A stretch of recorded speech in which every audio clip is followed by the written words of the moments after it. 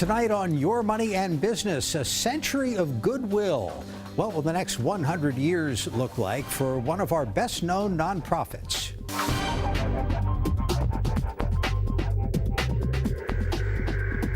Your Money and Business starts now. Good evening, I'm Jeff Salkin. Welcome to Your Money and Business. We begin tonight with the centennial anniversary for Goodwill Industries of the Chesapeake, which has helped countless thousands of people and recycled tons of donations. Joining us now from Goodwill headquarters is CEO Lisa Rusiniak. Ms. Rusiniak, thank you very much for being with us. Tell us about the scope of the organization. How big, how many people, where do you stand today?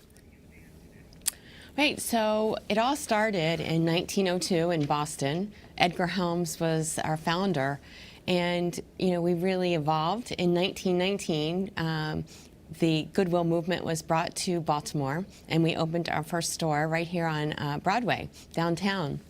And the first year they had an operation, their budget was $2,600, and today we're at $50 million. And $50 million is spread across how many different locations?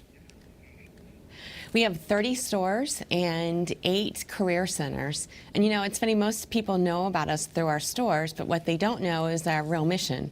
And all the proceeds from our retail stores go to fund our workforce development programs. One of the areas where you're developing the workforce right now is behind you. It looks like a pharmacy there, and I'm pretty sure you're not taking donations of my old unused medications. So what are you doing? How does that work? So this is the first pharmacy and retail training program in the country. And, a few years ago when there was unrest in West Baltimore, the CVS training facility had burned down. And we had a partnership with them, and we said, why don't you guys look at opening a career center right here in our headquarters. And so they have built out this pharmacy, and we're preparing people to become pharmacy technicians. And the wonderful thing about that is, our mission is to help people become self-sufficient and through employment. And this, the jobs that we're preparing in this pharmacy will be pharmacy technicians earning an average of $15 an hour. So we're very proud of this partnership, and this is just one of many. We're working with Amazon, just a whole host of other companies where we're doing all the preparation to help people get prepared to work.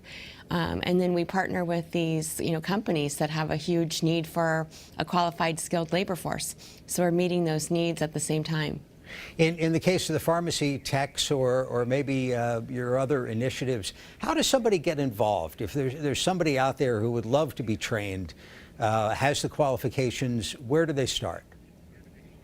Well, so that's the beauty of it. When we first started 100 years ago, most of the people that we were serving had physical disabilities. And while we continued to serve people with disabilities, we now serve a wide array of people who are maybe coming out of the prison system, people who are leaving public assistance. Our services are free and they're open to anyone. So there aren't any qualifications that are required. You just need to call us, make an appointment.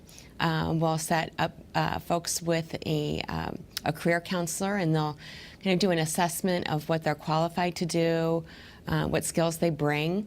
And even if they have none, we'll put them through one of our training programs. We have some tremendous training programs through Google, obviously through CVS, through the Retail Federation. And so we can prepare people for a wide array of positions. And I forgot to mention that we have a huge partnership with the trade unions throughout Baltimore. So we're preparing people for construction jobs as well. How can people help? How can people help you do the good work that you're doing with these various programs? There's a number of ways they could help. First, of course, is to donate their clothing at any one of our stores. We have 30 stores right now, and we're getting ready to open 2 more on the Eastern Shore. They can certainly shop at any of our stores because 91% of all the proceeds that we raise fund our workforce development programs. We are the original social enterprise, as it were. And they can also make donations. They can make donations through our online system. They can also volunteer. We have volunteers that come in pretty regularly to do mock job interviews with our candidates to help them prepare for when they go out and speak to employers. And you know, I think part of what our mission really is to help spread awareness of what we do, because the more people that know about our mission, the more people we can serve in our community that need jobs, need assistance getting into the labor market. In terms of the thrift store donations, which sound like they're still a big part of the engine driving all this, is there anything you want people to know? Is there stuff you need more of? Is there stuff you really want people to stop dropping off? No, we always need donations, and there's a very short list of things that we don't take, you know, like tires and washing machines. But anything else we can sell in our stores, and we've also begun to we have a whole online e-commerce operation that we just started in the last year, which is doing exceedingly well. And so those are the kinds of things that how the public can help continue to donate and continue to shop in our stores to support our mission. Have you seen any impact at all from the new tax law, which I understand has more people taking the standard deduction, not itemizing, therefore maybe a little less interested in the tax benefit of making donations? And any impact that you've noticed? Not whatsoever so far, and let's hope it stays that way. How do you plan to celebrate the 100th anniversary? We have a lot of celebrations going on throughout the year. But our biggest event is going to be in October 19th at Montgomery Park. We're having our 100th anniversary gala there. Going to be a huge event.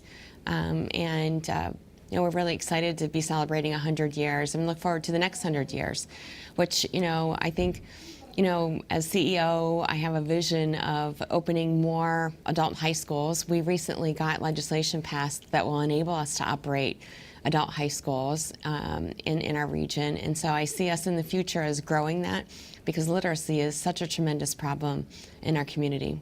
Very good. Lisa Rusiniak is CEO of Goodwill. Thank you very much for your time. Thank you very much for having me.